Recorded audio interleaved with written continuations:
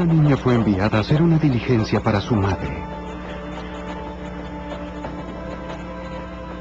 Los minutos pasaban y resultaba claro que no se había ido de paseo. ¡Vicky! ¡Vicky! Sin pistas acerca de su paradero, las autoridades locales pidieron ayuda al FBI. Vicky Lynn Hutchinson no tenía que ir lejos, pero hubo que buscarla en 3 estados.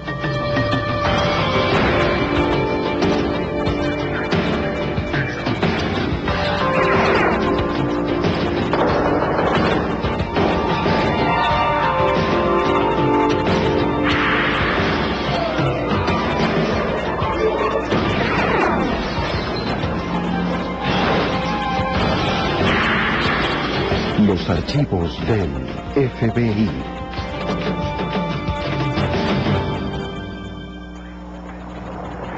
Todos los padres llegan a preguntarse, ¿cuándo mi hijo tiene edad para salir solo de casa?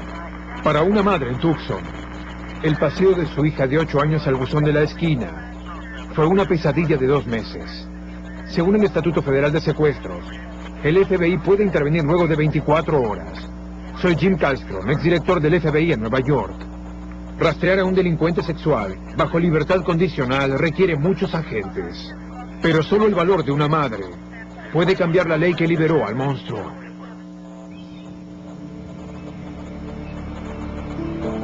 El secuestrador. Lunes, 17 de septiembre de 1984.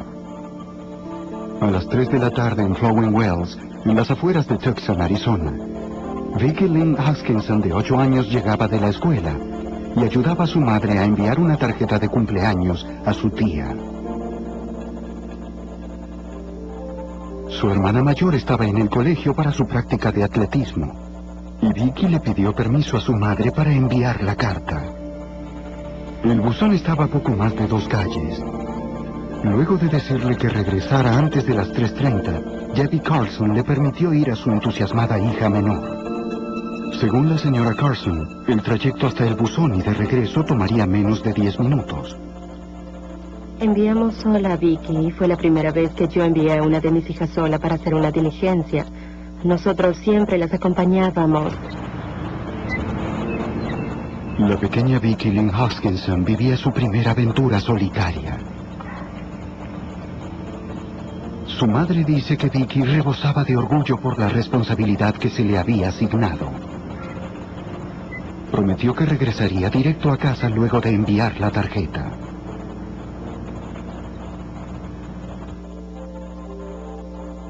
A 20 minutos de que saliera Vicky, Debbie Carson se tranquilizó al oír el sonido de la puerta del frente. ¿Stephanie? Y se sorprendió al ver que era la hermana mayor de Vicky, Stephanie. Hazme un favor, ve a buscar a tu hermana. Habían cancelado su práctica de atletismo. Vicky fue al buzón de correo hace 15 La minutos. señora Carson le dijo que Vicky había ido a enviar una carta, pero que no había regresado. Claro. Stephanie pensó que su hermana estaría jugando con una amiga. Stephanie dijo, oh, iré a buscarla. Es probable que esté en casa de Jennifer. Y fue Stephanie. Por segunda vez en un día, yo enviaba a una de mis hijas sin acompañar. Stephanie encontró la bicicleta de Vicky a un costado del camino. ¡Vicky! Gritó el nombre de su hermana. ¡Vicky! Fue rápidamente a decírselo a su madre. ¡Vicky!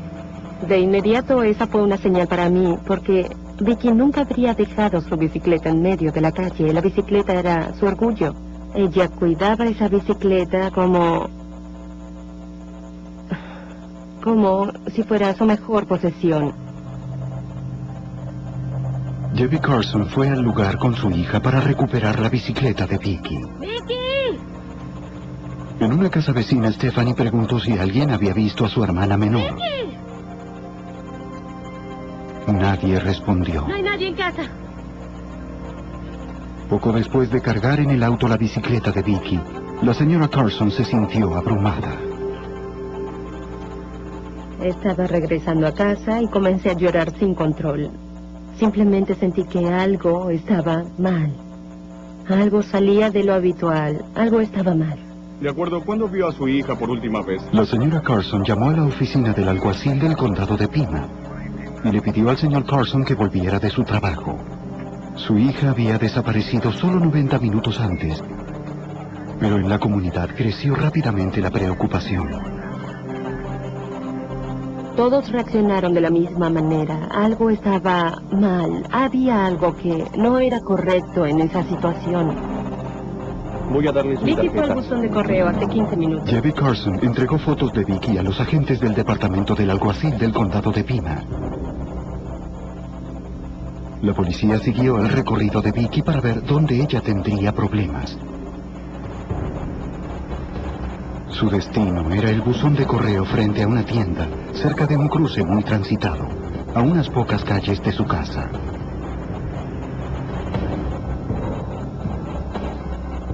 Sí, señor. ¿Cómo está? Soy Tom Kerner, de la oficina del comisionado. Se le preguntó al gerente si había visto a la niña de 8 años. ¿La ha visto? ¿Usted la reconoce?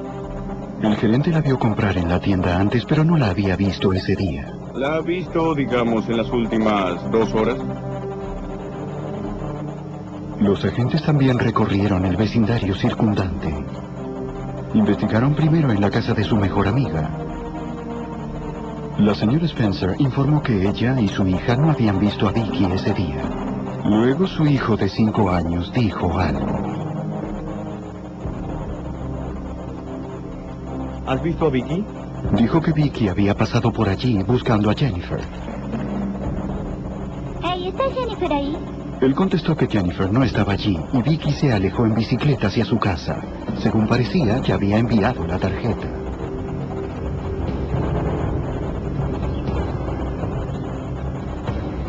Dile. ¿La ¿Por viste aquí? en el sendero de bicicleta? Cuando el pequeño terminaba su historia, 2 niños mayores se acercaron a la gente.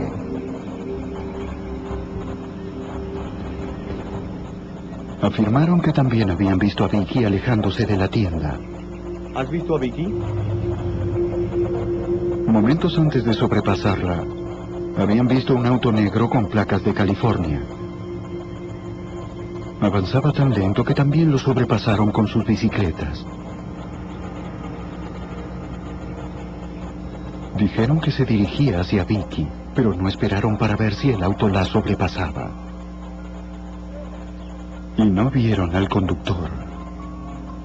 Si hace contacto con cualquiera de ustedes, Los investigadores consideraron que un auto de otro estado a baja velocidad y justo cuando Vicky desaparecía, era sospechoso. les diré que voy a darles mi tarjeta. Aunque podría tratarse solo de un visitante en busca de una dirección, el alguacil debía considerar la posibilidad de que la pequeña hubiera sido secuestrada. Las autoridades toman muy en serio un caso así. Han aprendido a prepararse para lo peor. El alguacil llamó al detective de homicidios Gary Damers. El alguacil decidió que era importante que el destacamento de homicidios manejara este caso, ¿no? Dada la desaparición de Vicky Lynn Hoskinson, teníamos la sensación de que había sido secuestrada y que estábamos frente a un proceso que podía llegar a convertirse en un caso de homicidios. Por eso fuimos convocados antes de lo habitual. Pocas horas después se cerró una escuela primaria cercana y se armó allí un centro de comando. Ese fue el centro de información para cualquier dato o pista. La noticia de la desaparición de Vicky fue difundida y no hubo problemas en hallar voluntarios para los teléfonos. Hubo un aluvión de llamados. Los agentes del alguacil, junto a cientos de voluntarios, organizaron una inspección del área. Se desplegaron en círculos concéntricos desde el último lugar donde Vicky había sido vista. Recorrieron los campos buscando señales de la niña. Pero no hallaron nada. Ni siquiera los perros detectaron su rastro.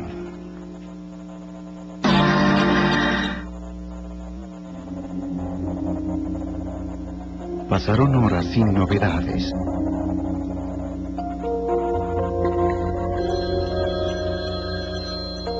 Las llamadas eran de amigos y familiares preocupados.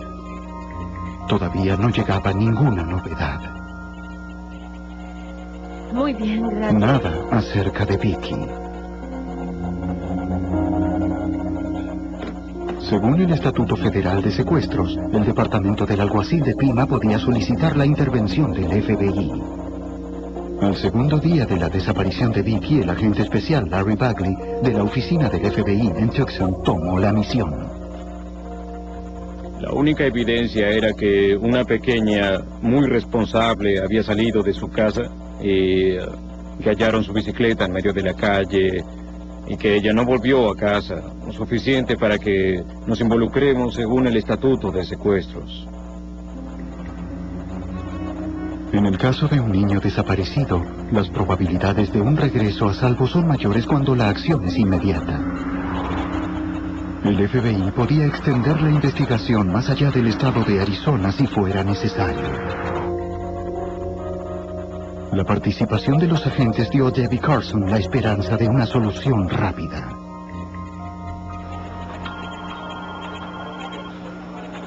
A pocas calles, en el centro de comando de la escuela, agentes y voluntarios seguían trabajando en los teléfonos. A esta altura parecía que todo Tucson sabía sobre la desaparición de la niña de 1,20 m, 27 kilogramos y cabello castaño rojizo. Y todo el mundo parecía estar llamando. Algunos eran bromistas, otros solo estaban mal informados, y había que responder y procesar cada llamado.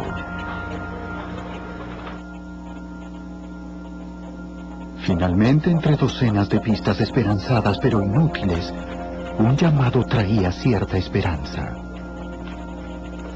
Una mujer llamó para reportar que creía haber visto a Vicky Lynn Hoskinson en el centro comercial la noche anterior. Hola, ¿podría hablar con un detective, por favor? Era vendedora en una tienda de juguetes. Dijo a las autoridades que una mujer con sombrero de ala ancha había entrado en la tienda con una niña enfadada que se parecía a Vicky Lynn. ¿Quieres comprar el conejo? La mujer trató de calmar a la niña con un juguete. $15.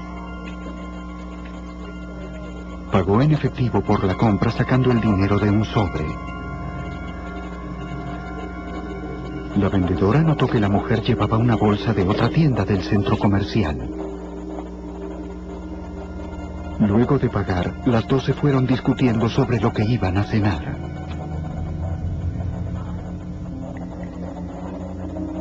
La vendedora aceptó ir al centro de comando para ayudar a obtener un boceto. A través de su descripción, un artista de la policía creó un dibujo del rostro de la mujer. Era la primera pista concreta.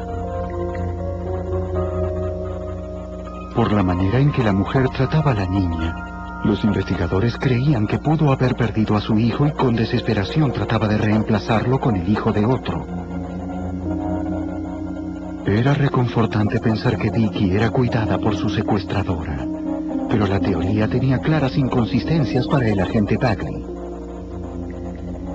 Era muy poco probable para mí que una persona raptara a Vicky Lynn y luego la llevara a un lugar público para ser vista con ella. Eso y el hecho de que Debbie había dicho que Vicky Lynn nunca acompañaría intencionalmente a un extraño en público sin tratar de huir. Pero tal vez Vicky no habría escapado de la mujer porque esta no era extraña para la niña. Los investigadores regresaron al vecindario de Vicky esperando que alguien reconociera el boceto y les diera un nombre. Llámeme. No hallaron a nadie que pudiera hacerlo. Muy bien. Está bien. Gracias. Adiós. Buen día. Muchas pistas que identificaban o de personas creyendo identificar a la mujer fueron telefoneadas al puesto de comando y cada una de ellas fue analizada por un investigador o un detective. Discúlpeme, señora. Los investigadores recorrieron el centro comercial, incluida la tienda cuya bolsa llevaba la mujer. Oficial Nolan, departamento del alguacil. Mire este boceto. Allí alguien reconoció a la mujer, recordando que una niña estaba con ella. E incluso comentó que la mujer usaba un sombrero de ala ancha. Este detalle no estaba incluido en el boceto. A medida que aparecían nuevos testigos, todo Tucson tenía la esperanza de que Vicky Lynn Hoskinson fuera encontrada con vida. A pesar de sus dudas, los investigadores siguieron su única pista. Necesitaban identificar a la mujer del centro comercial, que según una testigo había secuestrado a Vicky. En un colegio cerca de allí, un estudiante creyó reconocer el rostro de la mujer. ¿La viste? Yo la vi. ¿Dónde la viste? Ayer fuera de mi casa. Dijo haber visto a la mujer con la pequeña en un automóvil oscuro la tarde anterior. Recordaba que el automóvil era un Monte Carlo negro. Una pequeña niña parecida a Vicky miraba por la ventanilla. Él creía que la mujer que conducía era la misma que mostraba el boceto. Discúlpeme. Los investigadores se preguntaban si era el mismo auto visto en el vecindario por los niños en bicicleta. Muy bien, está bien. El Monte Carlo que fue visto era una pista para nosotros porque parecía tener en verdad mucha importancia, pero no pudimos hacer mucho con él. Buscamos modelos Monte Carlo y no conseguimos nada de eso. En el centro de comando seguían apareciendo testigos de todas las edades. Una madre llegó con su hijo de 3 años. Lo ayudó a describir qué había visto el día anterior. Ellos vivían del otro lado de la calle donde fuera hallada la bicicleta de Vicky. Aquella tarde, dijo, su hijo jugaba en el patio delantero. Cuando ella entró en la casa por un momento, el niño dijo que vio a una pequeña en una bicicleta rosa y un automóvil negro de carrera que la atropelló. Dijo que una niña grande de cabello largo bajó del auto y ayudó a la niña a subir. Luego se fueron. Parecía que este niño había sido testigo del secuestro de Vicky Lynn Hoskinson. ¿Y de qué color era? Negro. Negro. Su descripción reavivó las sospechas de que Vicky podía haber sido raptada por la mujer del centro comercial. Pero él era demasiado pequeño para dar más detalles útiles. Y su madre no había escuchado ni visto nada.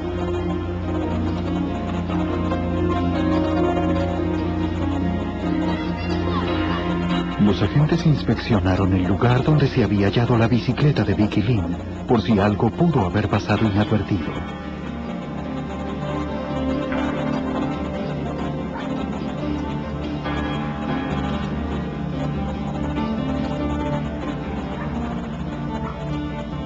El agente Bagley hizo un hallazgo crucial. Un detalle que antes no había sido reportado.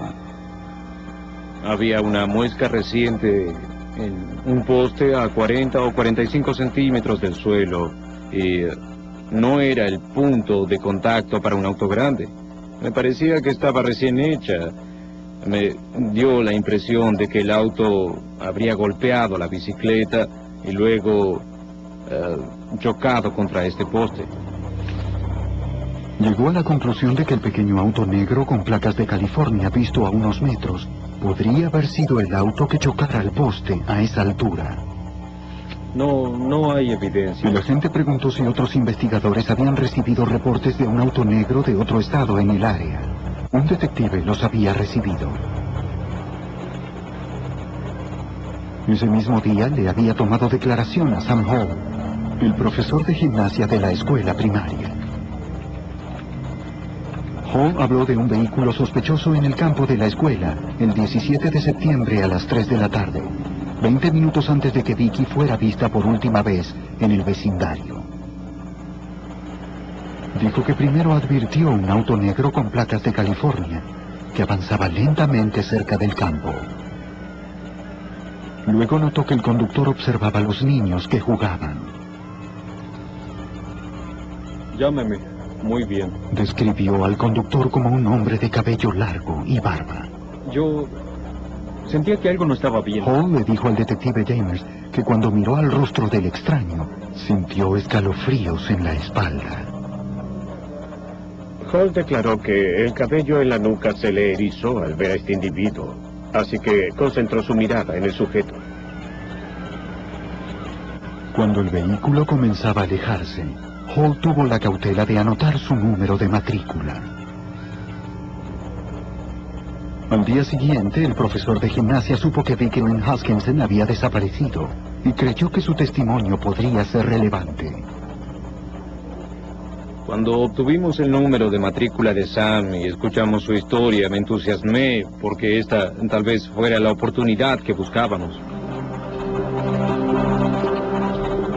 El FBI tardaría unas horas en detectar al dueño del automóvil por su número de matrícula.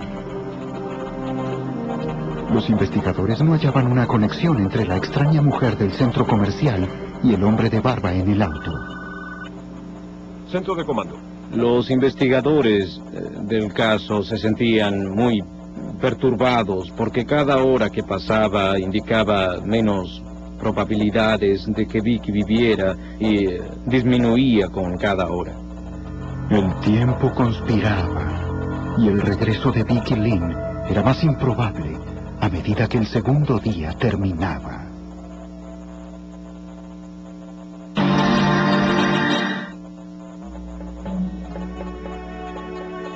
...19 de septiembre de 1984... ...tercer día en busca de Vicky Lynn Hoskinson.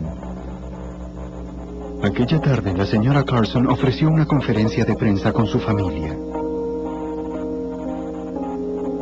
Rogó por el regreso de Vicky. Mis hijos son todo para mí. Al llegar a millones de personas a través de las noticias vespertinas, ella esperaba que alguien se presentara con información sobre el paradero de su pequeña hija.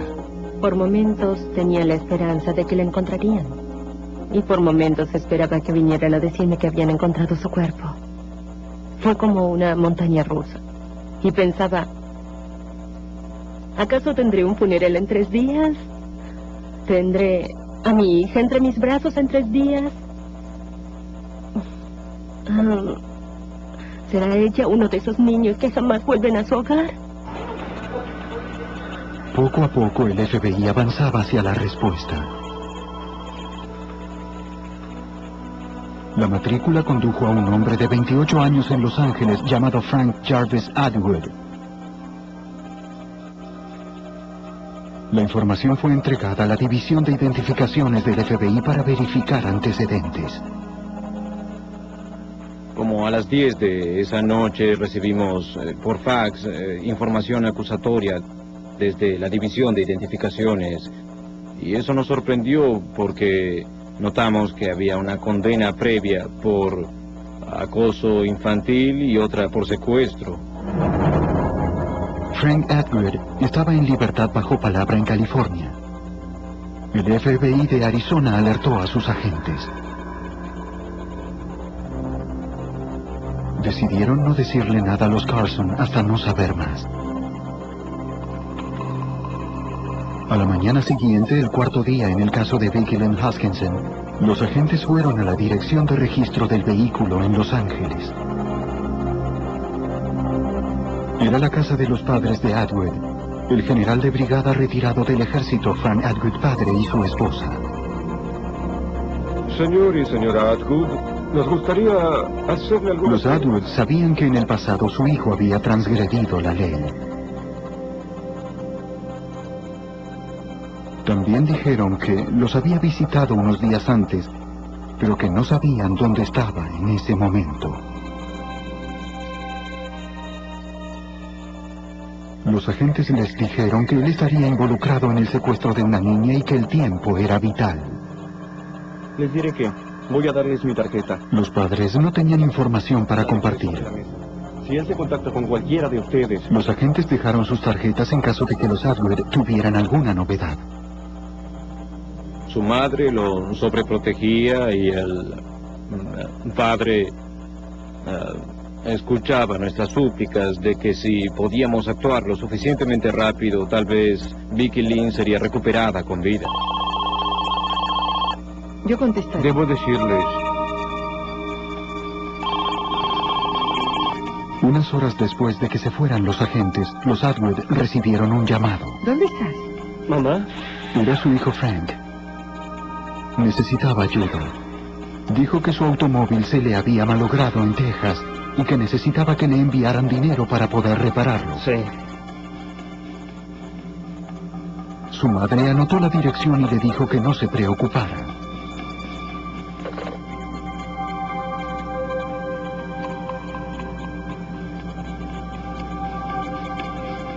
Su padre copió la dirección y salió de la casa.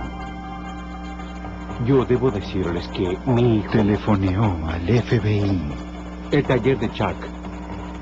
Les dio la dirección de un taller en Kerrville, Texas, donde su hijo Frank y un amigo esperaban dinero para una nueva caja de velocidades.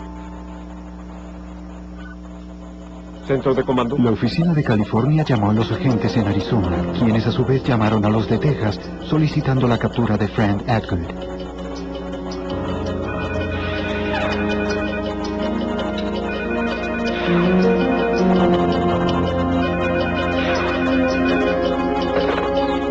La oficina de Texas llamó al taller. Sí, sí.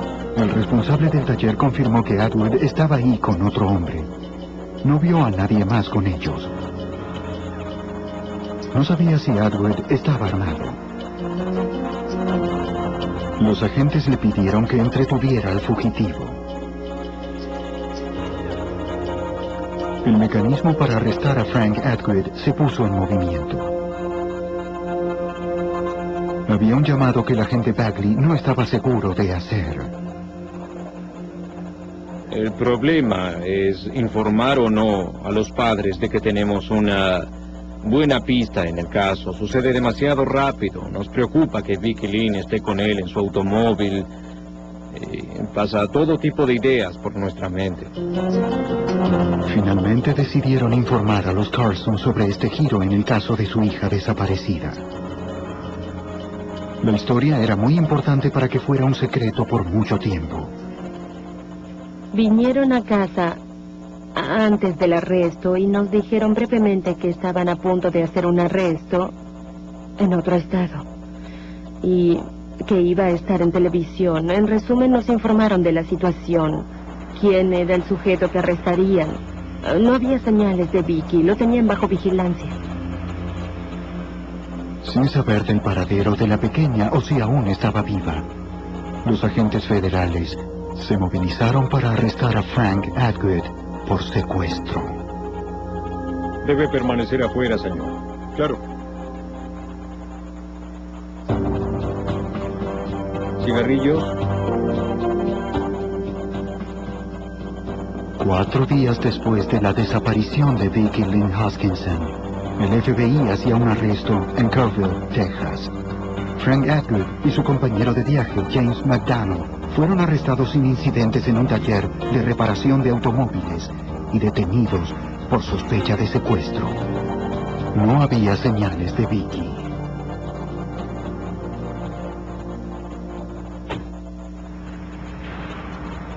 Gary Damers, del departamento del alguacil de Tucson, se dirigió a Texas para interrogarlo. Él nos dijo que hablaría acerca de determinadas cosas y que había ciertas cosas de las cuales no hablaría. Parte de la información que nos suministró fue que él en efecto había estado en el área de Tucson. Los antecedentes de Atwood por abuso infantil y secuestro lo hacían sospechoso en este caso. Atwood admitió haber estado en el vecindario de Vicky el lunes 17 de septiembre, el día que ella desapareció. Dijo que había estado en un parque cercano. Hacia las 3 en punto se fue para comprar drogas y regresó 2 horas después, aproximadamente a las 5 p.m. No habló de su paradero en esas 2 horas. Declaró que no era responsable por la desaparición de Vicky. James McDonald corroboró la historia de Atwood. Como a las 5:30 o 6. Del día en cuestión, le dijo a los investigadores que él y Atwood habían discutido en el parque, aproximadamente a las 3. Después, Atwood se fue en su auto durante unas 2 horas. ¿No volvió a verlo? ¿Dónde estabas? McDonald dijo que cuando Atwood regresó alrededor de las 5, tenía sangre en sus manos y ropas. Atwood le dijo que había peleado con un vendedor de drogas y lo había apuñalado. McDonald le dio a las autoridades los nombres de otras personas de Tucson a las que él y Atwood frecuentaban. En su mayoría transeúntes. Oficialmente, el foco se desvió de la mujer misteriosa en el centro comercial y se concentró en Atwood. Pero Debbie Carson no quería desistir por completo de la teoría de la dama del centro comercial. Al principio yo quería aferrarme a la teoría de que tal vez fuera una mujer que quizá había perdido un hijo y trataba de reemplazarlo. Creo que eso fue lo que me mantuvo de pie en esa semana, que posiblemente fuera alguien, una persona que cuidara bien de mi Vicky. Aunque la señora Carson tenía esperanzas, los investigadores no eran optimistas respecto de un final feliz. Mamá, te amo. Yo también te amo. Cuando él fue arrestado y ella no estaba con él, comencé a percibir la realidad de que esas palabras, te amo, serían las últimas palabras que escucharía decir a mi hija. El FBI solicitaba una orden para buscar el auto de Atwood y las autoridades de Arizona volvían a Tucson para dar con los vendedores mencionados por McDonald. 2 hombres afirmaban que Atwood había pasado unas cuantas noches en su casa rodante. Uno de ellos, conocido como Mad Dog, recordó haberlo visto allí en la noche del lunes, la noche de la desaparición de Vicky. Su historia respaldaba lo dicho al FBI por el compañero de Atwood, Jim McDonald. McDonald dijo que había observado que Atwood tenía el lunes por la tarde sangre en sus ropas, en su cuchillo y en sus botas. Mad Dog dijo lo mismo por separado, que había observado lo mismo en su remolque y que incluso habían hablado de que Atwood debía librarse de sus ropas y del cuchillo. Los agentes presentaron una orden y registraron la casa rodante buscando evidencia que sugiriera secuestro o asesinato. Al comienzo parecía que la búsqueda había sido fructífera. Hallaron una manta que parecía manchada con sangre y un cepillo para el cabello que parecía ser de Atwood. Ambos fueron sometidos a análisis de sangre y fibras.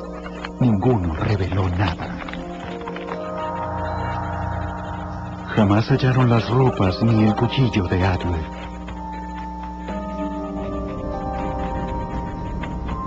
Continuó la búsqueda de evidencia en contra de Atwood y de algún rastro de la víctima. Los agentes y detectives del FBI, incluyéndome, continuaron buscando a Vicky Lynn Hoskinson. Había una sensación de frustración por no poder localizarla.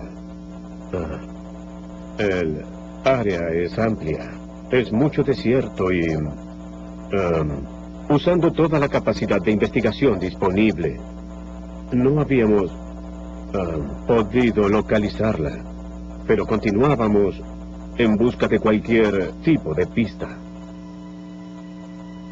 Las pistas hacia el paradero de Vicky eran escasas, pero los detectives seguían recorriendo el parque donde Atwood había pasado gran parte de su tiempo en Tucson. Dieron con una pareja que conocía a Frank Atwood. Ellos afirmaron haber visto al sospechoso con ropas ensangrentadas el día en que Vicky desapareció.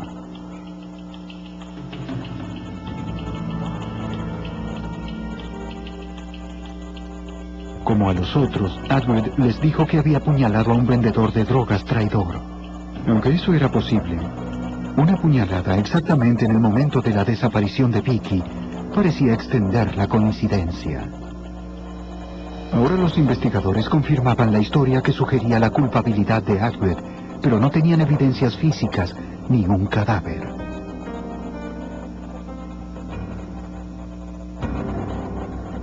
Para probar que Vicky había estado en su auto, necesitaban que algún cabello o fibra en el auto coincidiera con los recolectados en el cuarto de la víctima.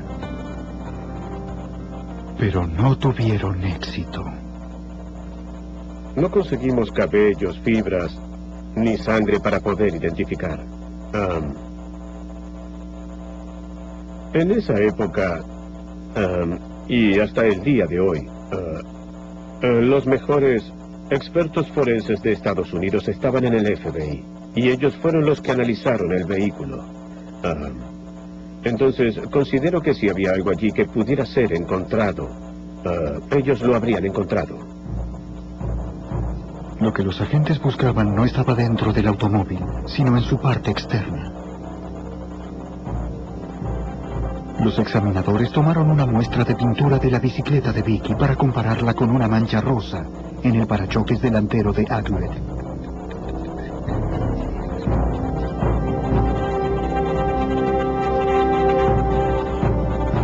La mancha de algunos milímetros de ancho fue examinada en la unidad de análisis de materiales del FBI.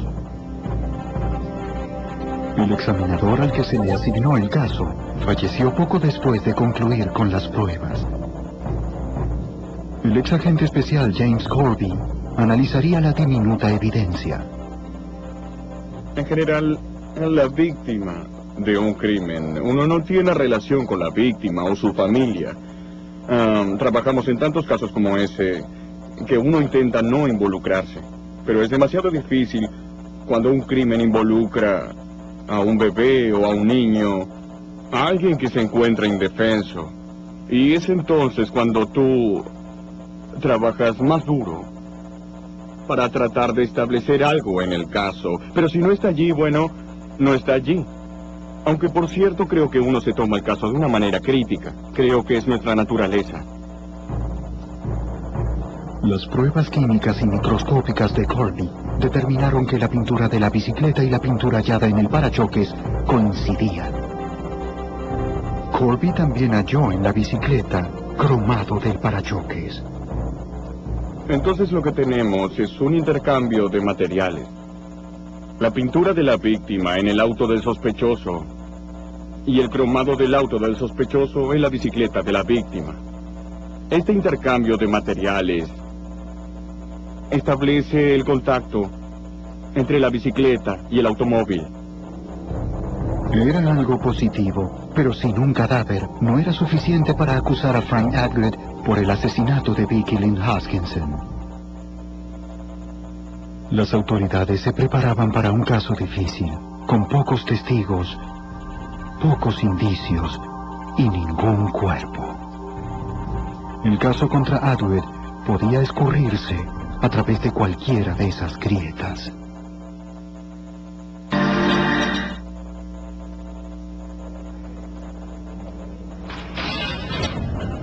Casi 3 semanas después de que la pequeña Vicky Lynn Hoskinson desapareciera en una calle de su vecindario de Tucson, Frank Atwood, hijo, fue arrestado en Texas y acusado por secuestro.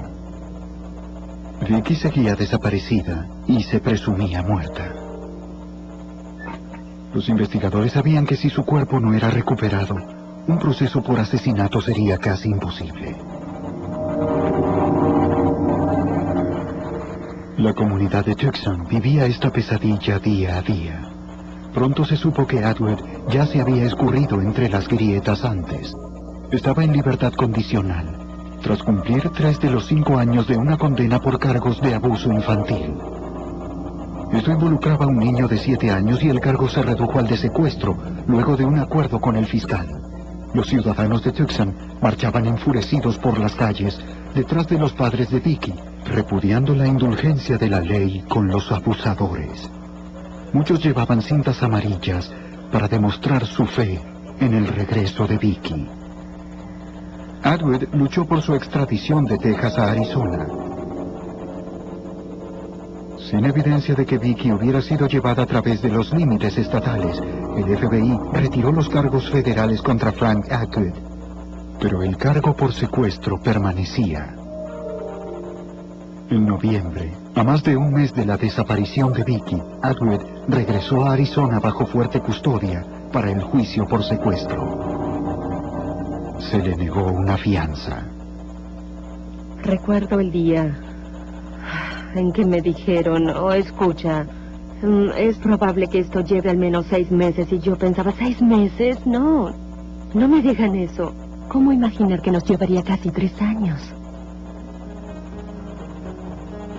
El 3 de diciembre de 1984, Frank Jarvis Atwood, hijo, prolijamente rasurado, se declaró inocente en su proceso. Debido a la publicidad, el juez ordenó que el juicio de Atwood se trasladara de Tucson a Phoenix. La selección del jurado sería lenta y difícil, tardando casi 6 semanas. Pero el caso siguió adelante. El 12 de abril de 1985, una mujer que paseaba a su perro cerca de la carretera principal encontró un pequeño cráneo humano al noroeste de Tucson. De inmediato aislamos el área. El FBI fue convocado para ayudar. Trabajamos sistemáticamente en el lugar. Lo que había sucedido era que el cuerpo había sido descuartizado. Los animales habían movido unas cuantas partes y nosotros debimos tomarnos nuestro tiempo. Creo que estuvimos allí por 5 días recolectando todo lo que podíamos obtener.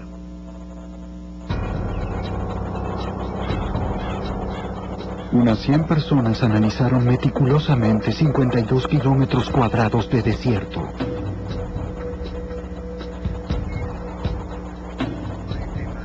Los investigadores fotografiaron el área.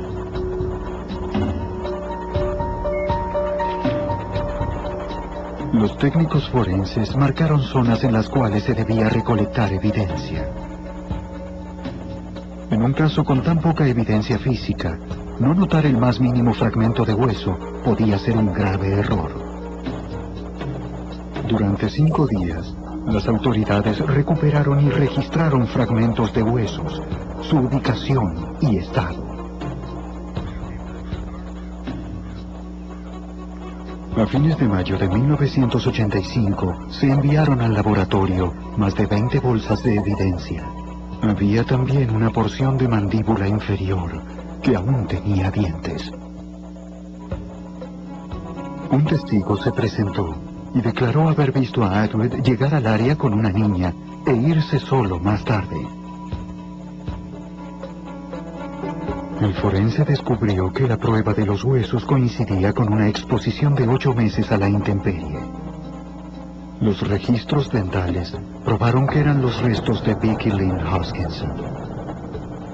Encontraron una mandíbula, la mandíbula inferior, en la cueva de una ardilla. Un año después, una de las personas de investigación y rescate que buscaba sus restos llevó un ramo de flores a la cueva, donde había encontrado la mandíbula inferior. Vicky Lynn afectó a muchas personas. Personas que no la conocieron como la niña deportista y llena de vida que teníamos. Y no creo que nadie que viviera aquí en esa época pueda olvidar jamás cómo esta comunidad se unió gracias a ella. La familia de Vicky la sepultó el 30 de mayo de 1985.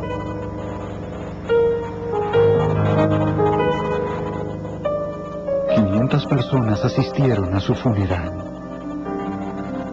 La gente se sentía indignada porque habían cegado la vida de una niña a tan corta edad.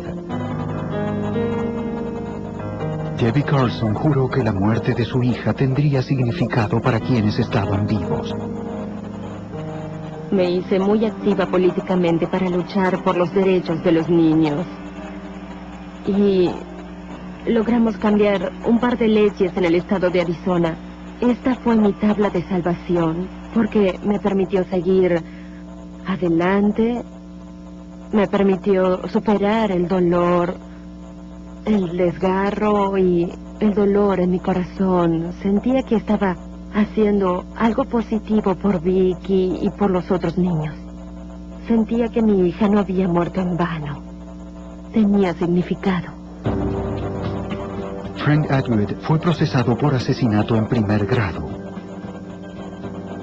El 26 de marzo de 1987, 2 años y medio después de la desaparición de Vicky, lo declararon culpable.